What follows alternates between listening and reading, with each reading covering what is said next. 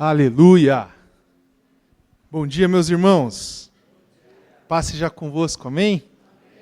Abra a tua Bíblia comigo na carta de 1 a João, capítulo 1.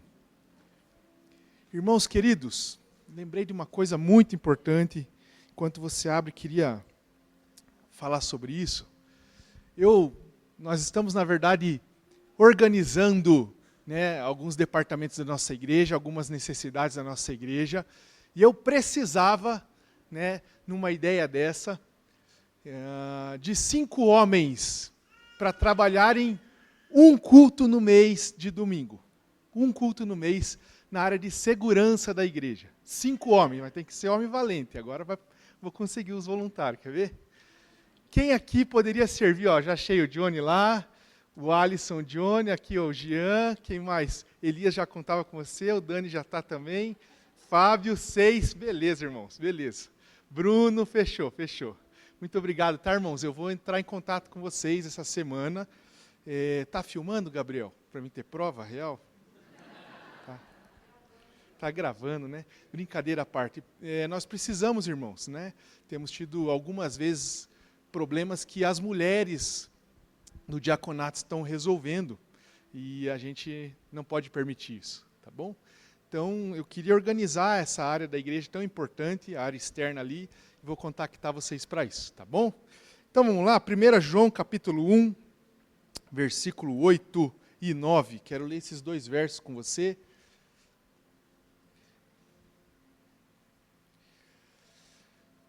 Diz assim a palavra de Deus: se dissermos que não temos pecado nenhum, a nós mesmos nos enganamos e a verdade não está em nós. Mas se confessarmos os nossos pecados, Ele é fiel e justo para nos perdoar os pecados e nos purificar de toda injustiça. Amém, irmãos? Feche seus olhos mais um momento. Senhor Jesus, muito obrigado pela sua palavra, pela sua verdade, pelo poder, meu Deus amado, da sua palavra, pelo seu poder que através da sua graça e do seu Espírito opera em nós, que enquanto eu falar, meu Deus amado, sobre a tua palavra, sobre essa verdade, o seu Espírito venha trazer luz, direção, sobre nós transformação. Em nome de Jesus, livrando-nos, meu Deus amado, de nós mesmos, livrando-nos, meu Deus amado, de todo e qualquer pensamento que nos impeça de ouvir a tua palavra, de absorver, de ser transformado por ela. Em nome de Jesus, amém e amém. Amém, meus irmãos? Peço que você deixe a tua Bíblia aberta nesse texto. Nós vamos olhar para ele pelo menos mais 3 vezes, tá bom? Eu gostaria de falar hoje sobre como ser livre da culpa e receber o perdão de Deus. Esse assunto é importante, irmãos, para todo mundo. Esse assunto é importante para todo ser humano. Porque todos nós carecemos, padecemos, estamos distantes ou nascemos distantes de Deus e necessitamos da sua graça e do seu perdão. Todo homem, toda mulher nasce pecadora. Pastor, eu não sou um pecador. Eu não cometo pecado. Eu não traio minha esposa, eu não roubo, eu não minto, eu não mato, nunca matei, nunca roubei, nunca xinguei. Você é, irmão, porque eu sou, e a Bíblia diz que eu e você somos iguais. Nós não somos pecadores porque nós cometemos pecado. É o contrário disso. Nós cometemos pecado porque nascemos pecadores, essa é a nossa natureza. O profeta Ezequiel vai dizer assim, pode o etíope mudar a cor da sua pele? Ele vai dizer, pode o leopardo remover as suas manchas? Ele fala, a mesma coisa são vocês, maus tentando fazer o bem. Não tem como. Faz parte da natureza do homem ser pecador, ser caído e cometer pecado. Por isso é importante ouvirmos sobre como ser livres da culpa e receber o perdão de Deus. Mas pastor, eu já sou justificado e nenhuma condenação há para quem está em Cristo Jesus. Isso é verdade. É verdade, não é, irmãos? nenhuma condenação há para quem está em Cristo Jesus. Porém, olha o que diz o versículo 8 que nós lemos aqui. Se dissermos que não temos pecado nenhum, a nós mesmos nos enganamos, e a verdade não está em nós. Apesar de sermos justificados por Deus, o pecado ainda está em nós. A culpa dos pecados sem Deus não está mais, porque fomos perdoados, redimidos e justificados. Mas agora, depois de justificados, Ele colocou em nós uma nova natureza que quer amá-lo, obedecê-lo, praticar a piedade, ler a verdade, se ocupar com ela, mas ainda tropeçamos no pecado e a gente se sente culpado às vezes. É ou não é verdade, irmãos? E a culpa é, sim, um adversário constante na vida do justo.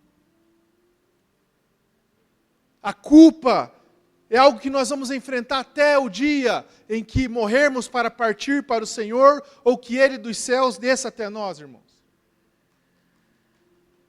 Todo homem ou mulher de Deus, o homem ou a mulher de Deus peca, erra, transgride um princípio moral e espiritual. É normal se sentir culpado. Nós precisamos sentir a culpa.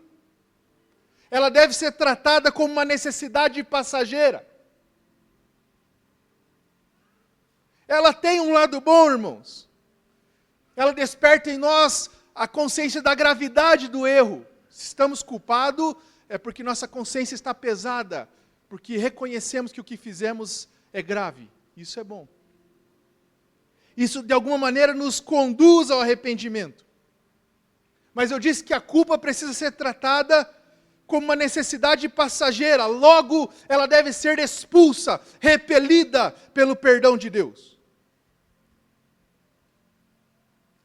Não devemos conviver com ela.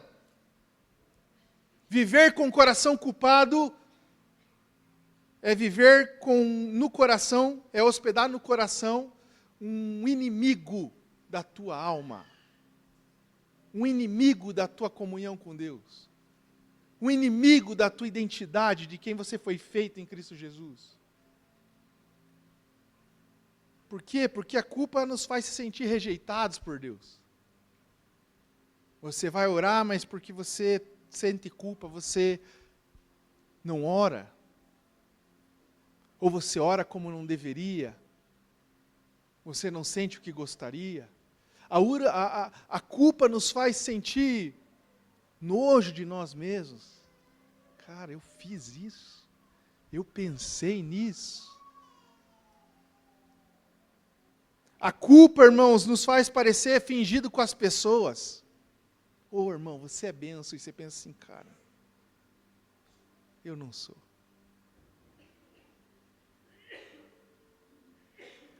Perceba que a culpa, ela mexe com o que você... Ela é consequência do que você fez. Mas ela mexe não com o que você fez, ela mexe com quem você é. A pessoa fala, você é, e você fala, eu não sou. E você diz, eu não sou, não porque você não é. Você diz, eu não sou por causa do que você fez. Porque você não aprendeu a lidar com a culpa. E quando você não sabe lidar com a culpa, você está hospedando no seu coração o inimigo da tua vida com Deus. No Salmo 32, versículo 4, Davi, por se sentir culpado e não confessar o seu pecado, a sua culpa, ele sentiu seus olhos envelhecerem e sua força se esgotar, assim como o verão faz evaporar a água. Coloca para mim aí, Salmo 32, 4, olha o que diz aqui, ó. Porque de dia e de noite tua mão pesava sobre mim, e o meu humor se tornou em sequidão de estio. O que é sequidão de estio? Seca no calor. É colocar água lá e ela não está mais. O sol, a seca faz ela desaparecer.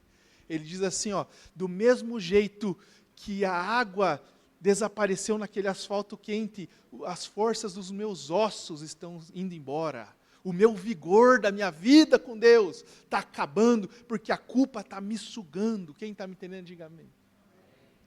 No Salmo 38, no versículo 4, ele fala alguma coisa parecida. Ele também usa água, ele fala assim, é como se a minha culpa me afogasse, eu me afogasse na minha culpa. Olha o que diz aqui, ó. Pois já as minhas iniquidades ultrapassam a minha cabeça, pode pôr na NVI. Como carga pesada demais são para as minhas forças. Na NVI ele vai dizer, as minhas culpas me afogam, elas me sufocam. Já se sentiu afogado na água, afogado com alguma coisa que você ingere? Ele está dizendo, as minhas culpas me afogam, são como um fardo pesado e insuportável. Quem aqui já se sentiu assim, diga amém. Pensei que era só eu. Pensei que era só eu que me sentia assim algumas vezes. Mas a parte boa, irmãos, é que a culpa não é um problema sem solução. Há remédio. É o perdão de Deus. E é sobre isso que eu quero falar, irmãos. Quero falar sobre o verso 9 que nós lemos. Diz assim, se confessarmos os nossos pecados, Ele é fiel e justo para nos perdoar os pecados e nos purificar de toda injustiça. Eu quero recortar aqui, irmãos, 3 verdades poderosas que devem formar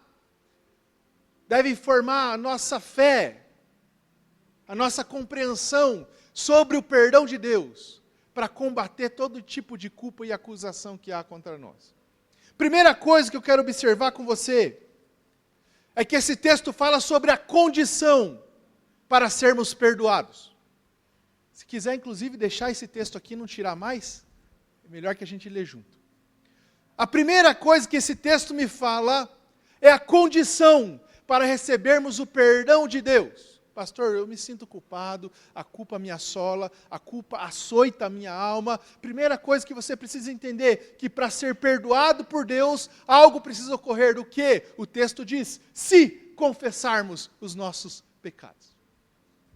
A primeira coisa que eu aprendo é que para sermos perdoados por Deus, existe uma condição, existe uma regra. Se confessarmos, Ele nos perdoa. Se não confessarmos, irmãos, não tem perdão. Deus ainda é gracioso com você, porque não manifesta a sua justiça imediatamente no ato do seu pecado. Então, de alguma maneira, Deus está manifestando a graça da sua misericórdia em não punir você com o que deveria. Mas você não acessa a plenitude da graça de Deus, isso é, o seu perdão, enquanto ainda não confessar o seu pecado. Primeiro, precisamos reconhecer a desgraça do pecado, para depois experimentarmos a graça do perdão.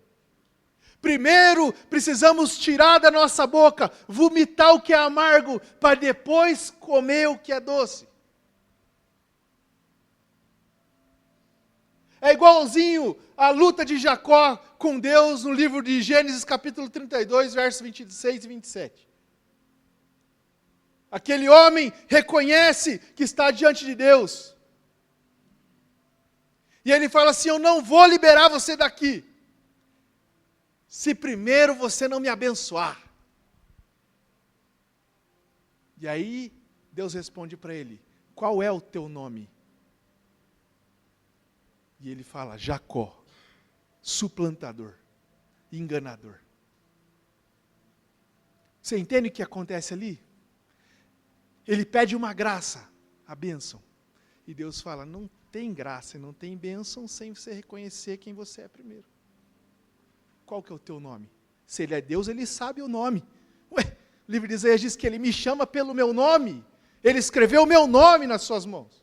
Ele sabe o nome. O que ele quer de Jacó não é uma informação, mas é um reconhecimento, é uma confissão.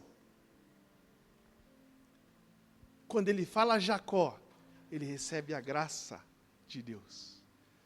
Não te chamará mais enganador. Israel é o teu nome. Príncipe de Deus. Lutou com Deus e venceu. Quem está me entendendo, diga amém.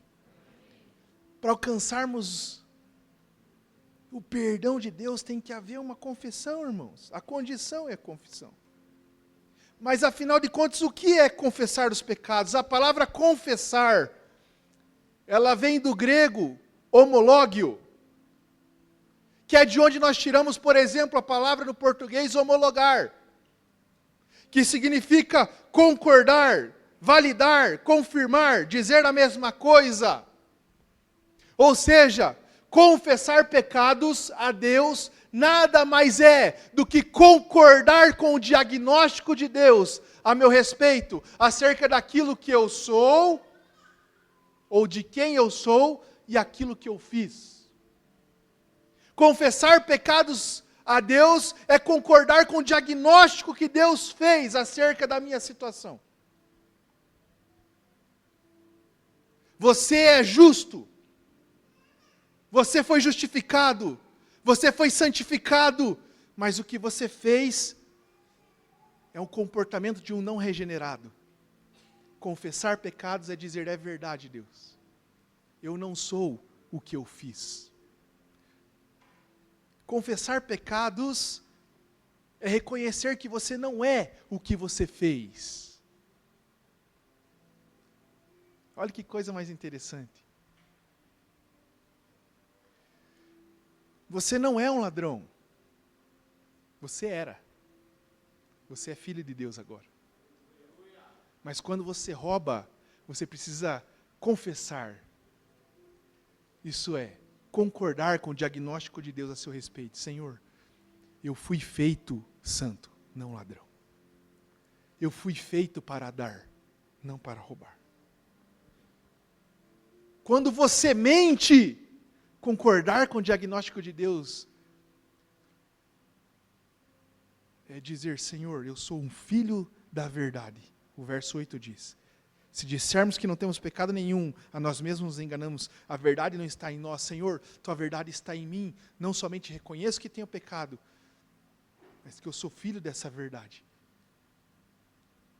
E não mentiroso. O diabo não. O diabo tenta mudar a tua identidade. Ele fala: mentiroso, ladrão, adúltera.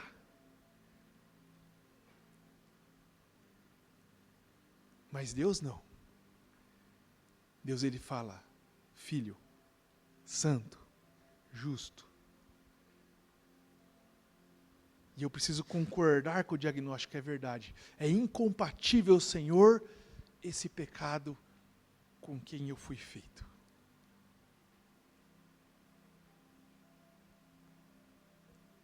Confessar pecado, irmãos, não é justificá-los. E justificar tem dois sentidos para nós, filhos de Deus. Justificação, de atribuir justiça, que foi o que Jesus fez por nós na cruz, e justificação, de justificativa, que é eu tentar explicar para Deus que eu tenho razão naquilo que eu fiz. Mas confessar pecado não é justificar pecados. Senhor, eu tive que fazer. Eu fiz por causa dela. Foi ela que começou. Foi ele que me trouxe. Não. Confessar não é justificar. Agora vale ressaltar que não se trata de uma confissão genérica, superficial, não específica. Pelo contrário, irmãos, a verdadeira confissão que faz alcançarmos o perdão de Deus requer especificação dos pecados. Não podemos generalizar, banalizar, chegar na presença de Deus dizendo: Senhor, perdoa-me pelos meus pecados. São muitos. E agora eu queria pedir para o Senhor uma coisa. Não, irmãos. Isso é banalizar ofensa a Deus. Ofensa a Deus é grave. Pecado é ofensa a Deus, irmãos. Ofensa a Deus é grave. Nós precisamos chamar os pecados pelos mesmos nomes que Deus chama: inveja, ódio, mágoa, prostituição, mentira, sedução, imoralidade. Não, pastor, não cheguei a trair minha mulher. Foi só uma mensagem. Foi só um vídeo. Foi só uma foto. Deus não chama isso só de ver. Deus não chama isso de só. O livro de Mateus capítulo 5, verso 28, ele diz que se no seu coração você desejou algo além do que você diz que é só, mas para ele é muita coisa, você já se tornou um adúltero. Não, pastor, veja bem, eu vivo de negociação. Eu vendo aqui, compro ali, ganho aqui. E aquele provérbio lá, pastor, sabe, que diz que todo dia acorda um otário e um malandro? Então, não, a Bíblia não diz isso. A Bíblia diz em 1 Tessalonicenses 4,6, não engane seu irmão em negócio algum. Você pode até ser um bom negociador comparado aos outros, mas você precisa ser justo.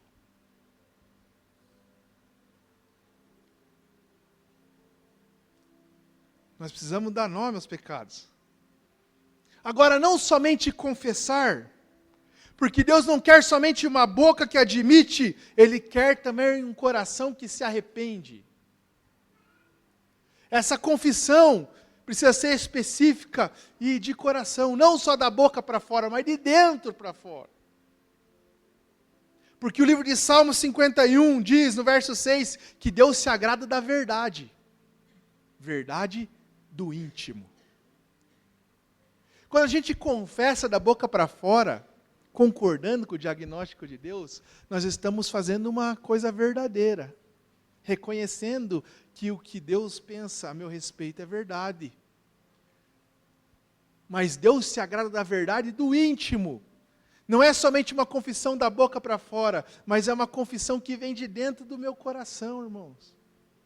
Uma confissão que gera arrependimento, que gera tristeza, que gera desejo de uma mudança real. Quero dizer para você, irmãos, para de procurar pessoas que você se sente confortável para contar o seu pecado. Ele já pensa, já sabe tudo, vou contar só para ele. Para. Você não pode se sentir confortável. Precisa doer teu coração. Precisa sentir vergonha, irmãos. Precisa sentir tristeza. Culpa. Tem que falar baixando a cabeça mesmo, irmãos. A verdade precisa vir de dentro para fora. Ou seja, o perdão de Deus é condicional. Acontece sim quando confessamos os pecados, e confessar pecados é concordar com Deus sem nos justificar, antes admitindo nossa culpa, dando nome aos pecados e falando a verdade do coração. Amém, irmãos? Quem está me entendendo, diga amém. Quem concorda comigo, diga amém. É assim que começa resolvendo a culpa. Confessando. Segundo lugar, irmãos, a segunda coisa que eu quero falar sobre o perdão de Deus nesse texto, é sobre a base do seu perdão. Primeiro eu falei sobre a condição. Em segundo lugar, eu quero falar sobre a base. O texto diz, se confessarmos os nossos pecados, Ele é fiel e justo. A base para o perdão de Deus é sua fidelidade e a sua justiça. A base para o perdão de Deus é Ele mesmo. A garantia e a segurança do perdão de Deus é o seu caráter justo e fiel. Sabe por quê, irmãos? Muitas vezes não nos sentimos perdoados por Deus, porque ainda olhamos para nós. A base do perdão de Deus não tem nada em nós. Muitas vezes confessamos, nos arrependemos mesmo. Rejeitamos o que fizemos. Mas não nos sentimos perdoados. Ai, pastor, eu sei que Deus me perdoa, mas eu não me perdoo. Não existe isso, meu amigo. Quando você sabe que Deus te perdoa, você dá pulo dessa altura aqui, ó. Você entendeu o que é graça? Graça é receber sem merecer.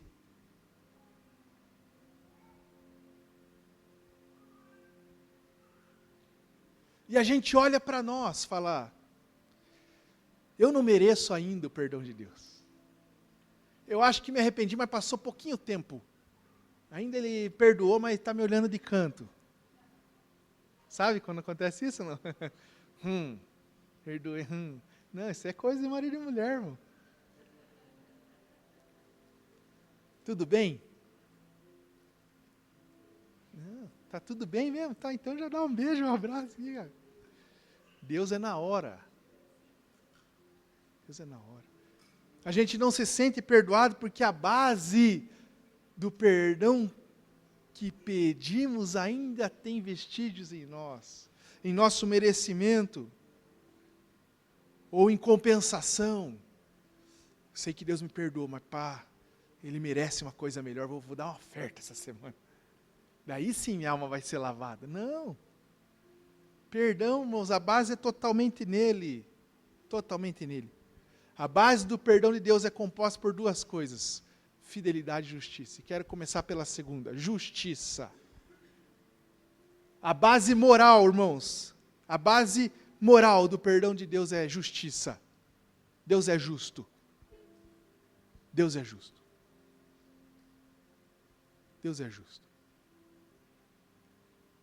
E Ele faz ou manifesta a sua justiça de um jeito que ama e proporciona ao homem que merece a sua ira, a salvação. A Bíblia diz em 2 Coríntios capítulo 5, verso 21, que Deus fez uma transação legal.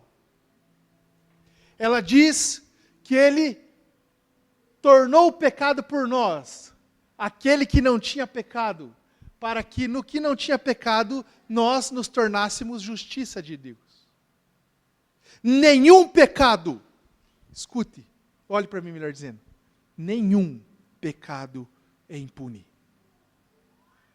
Nenhum, irmãos. Sabe quando você lembra daquele homem que entrou numa escola municipal com uma faca, uma creche, e tentou matar quantas crianças? Não é impune. Mas sabe seu pensamento blasfemo? Ele também não é.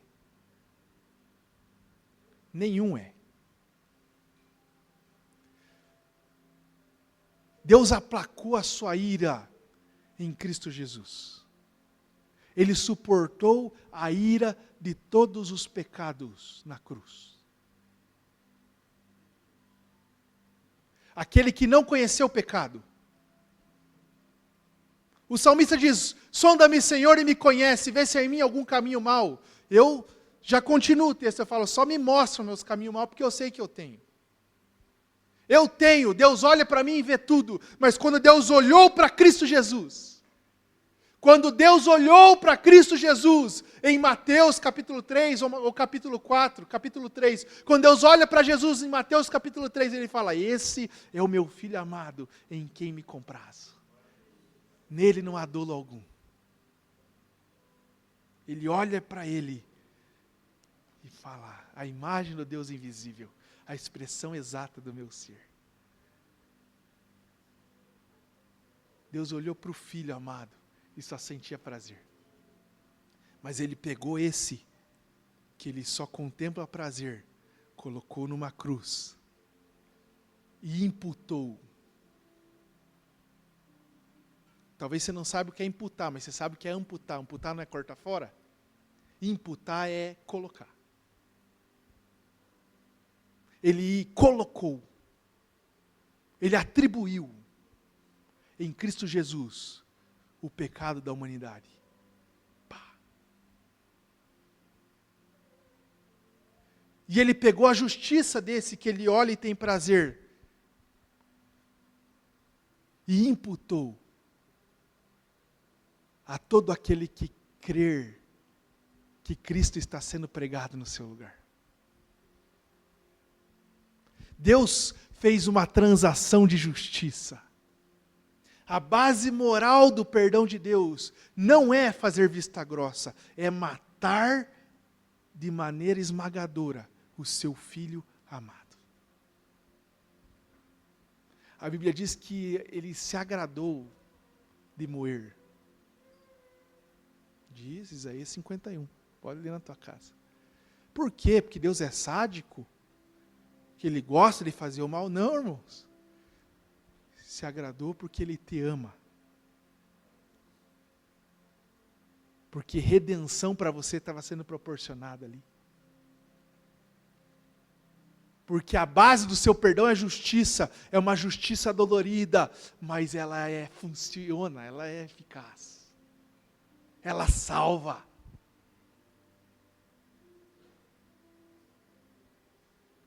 É para isso que você tem que olhar, irmãos.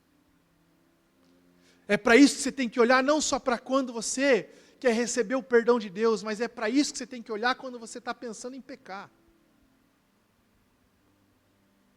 Como eu posso, irmãos, me satisfazer com algo que matou meu amigo na cruz?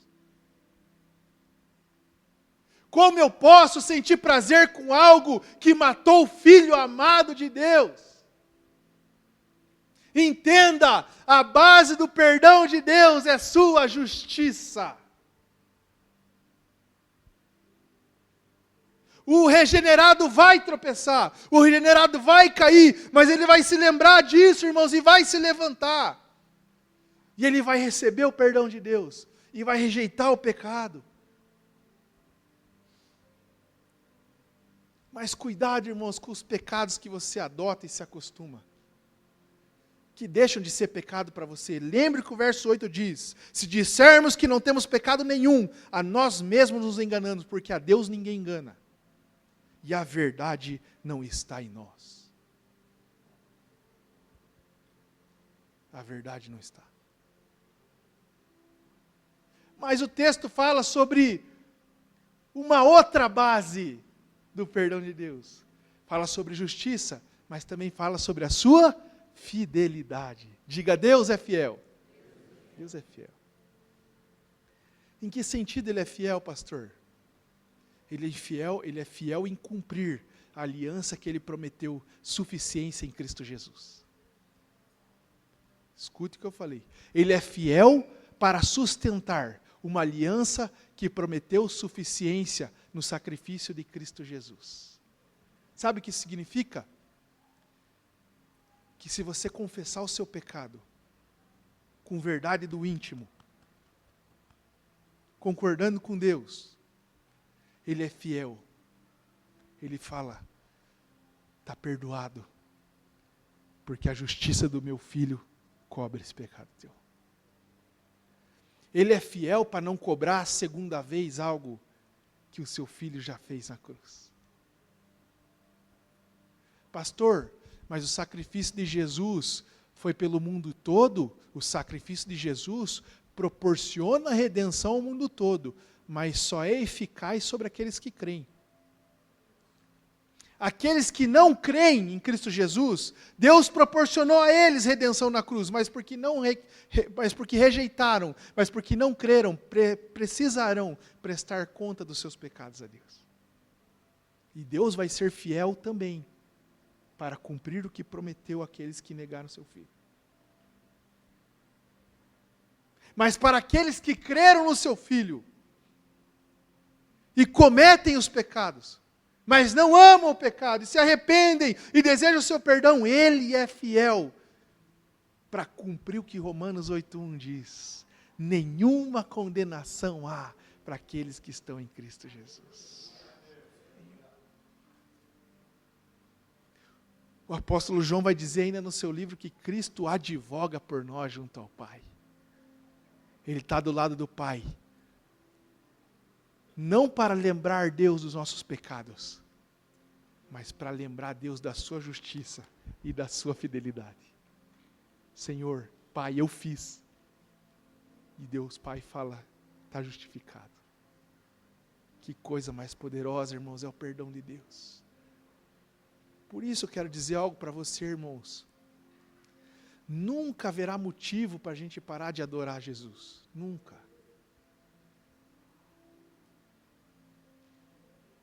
Nunca haverá motivo para esgotar a vida cristã, irmãos. Nunca. Os primeiros contatos seu com a igreja vai te deixar vislumbrado com as pessoas. Depois você vai conhecendo o pecado do outro, enjoando de um departamento e tal. Mas você sempre vai precisar da fidelidade e da justiça de Deus. Sempre. Você precisa sempre buscá-lo pela sua fidelidade, pela sua justiça. Quem entende, irmãos, o tamanho da bênção de ser perdoado, não precisa de motivo mais algum para segui-lo. Mais nenhum. Quando Deus diz para Paulo, minha graça te basta, Paulo entende o que é graça. Você entende o que é graça, irmãos? Você entende a fidelidade e a justiça de Deus? Essa é a base do seu perdão. Mas, para terminar, eu quero observar uma terceira verdade sobre o perdão de Deus. O texto diz assim, se confessarmos os nossos pecados, a condição, Ele é fiel e justo, a base, para perdoar os pecados e purificar de toda injustiça. A terceira coisa que eu quero ver com você aqui é o poder desse perdão, irmãos. O poder do perdão de Deus. Perceba, irmãos, que Deus não somente perdoa os pecados daquele que confessa, mas Ele também purifica toda a injustiça. A primeira parte fala de um débito que Deus quita, perdão. A segunda parte fala de uma mancha que Ele remove, purificação. É como se eu tivesse, inerente a mim aqui, bolinhas de ofensas. E eu começasse a atirar em vocês essas bolinhas. Acertei você, te ofendi. Jogo outra, acertei você, te ofendi de novo. Quando eu te acerto, eu te ofendo. Eu cometo um pecado contra você. Obrigado, pastora Lígia. Perdoar pecado é Ele reparar o dano desse pecado. É Ele falar assim, ó, você jogou a bolinha mesmo no Edson. O Edson me perdoar, você me jogou a bolinha, pastor. Mas está tudo certo, eu não penso mal sobre você, eu não apago a minha memória porque não existe MIB e Homens de Preto, mas eu consigo olhar para o que você fez sem me sentir ofendido. Está tudo certo. Só que eu ainda tenho um pote de bolinha inerente a mim. Perdoar pecado é isso. Purificar a injustiça é Ele vir até mim e desvencilhar, arrancar, tirar de mim o pote da bolinha. Perceba que Deus não só perdoa o pecado, mas Ele purifica a injustiça. O que eu estou querendo dizer, irmãos, é que Deus não resolve a questão do pecado só tratando pontualmente as nossas culpas, mas Ele resolve o problema do pecado tratando possíveis culpas. Ele não trata só o pecado, aquilo que eu fiz, mas Ele olha para mim e fala, você quer resolver isso mesmo? Eu já te perdoei, mas você quer ser livre desse pecado? Olha que coisa mais interessante. Deus não só nos perdoa do pecado, mas Ele remedia a causa dos pecados. Ele quer purificar a injustiça que gera a ofensa. Quero dizer a você, irmãos, tem misericórdia e graça no tempo oportuno. O livro de Hebreus vai dizer assim, ó, o texto de Hebreus vai dizer assim, ó, que toda vez que você quiser, você pode se achegar ao trono da graça de Deus. Interessante que o texto fala o trono da graça, não fala o trono da bênção, o trono da vitória, o trono da verdade. Diz o trono da graça. Porque graça é te dar o que você não merece. Não importa o que você receba de Deus, de bênção e de bom e de virtuoso, você não merece. Você não merece. Mas diz assim, ó, que podemos nos achegar com confiança ao trono da graça, a fim de receber graça e misericórdia no tempo oportuno. Nós podemos nos achegar. Pastor, eu estou me sentindo culpado e eu sei, eu sou isso mesmo. Eu sou filho de Deus. Mas eu fiz isso. E eu concordo com o diagnóstico de Deus. E está vindo de dentro, pastor, estou cansado disso, isso machuca a minha vida, machuca meu relacionamento, machuca a minha vida com Deus. E eu confesso isso a Deus. E eu quero, pastor, eu quero receber de Deus o seu favor. Pode chegar. Mas eu já fiz isso a semana passada. Pode chegar. Com confiança, diz o texto. Mas se isso te incomoda mesmo, irmão, você precisa entender que também incomoda a Deus. E tanto quanto te incomoda, Deus deseja mudar essa realidade da tua vida. Deus quer mudar você. Ele quer tirar isso que te incomoda. Ele quer purificar você dessa injustiça. Ele coloca o Espírito Santo dentro de você. Nós fomos perdoados da culpa do pecado. Mas agora, Ele coloca o seu Espírito dentro de nós, para não sermos mais dominados pelo pecado. Antes, como diz Efésios capítulo 2, nós éramos escravos desse mundo e da nossa natureza caída. Andávamos segundo o curso desse mundo. Fazíamos o que tínhamos vontade de fazer, que era ofender a Deus. Mas agora Ele colocou o seu Espírito dentro do nosso coração. E o Espírito Santo dentro do nosso coração habita em nós para nos governar, para que não sejamos mais sujeitos ao pecado. Não há mais necessidade de sermos escravizados pelo pecado e, consequentemente, pela culpa. Deus pode resolver de maneira libertadora esse problema que te faz se sentir culpado. Não vi nenhum glória a Deus. Se eu tivesse falado, Deus vai te dar uma casa nova. Não. Vou falar, Deus pode resolver de forma libertadora esse pecado que te faz se sentir culpado. O Evangelho te oferta a libertação, irmãos. O Evangelho te oferta a vida. É por isso que a Bíblia diz, onde o Espírito de Deus está, eu sou livre. Não é eu sou livre para fazer o que eu quero na hora do culto. Eu sou livre de ser escravizado pelo pecado.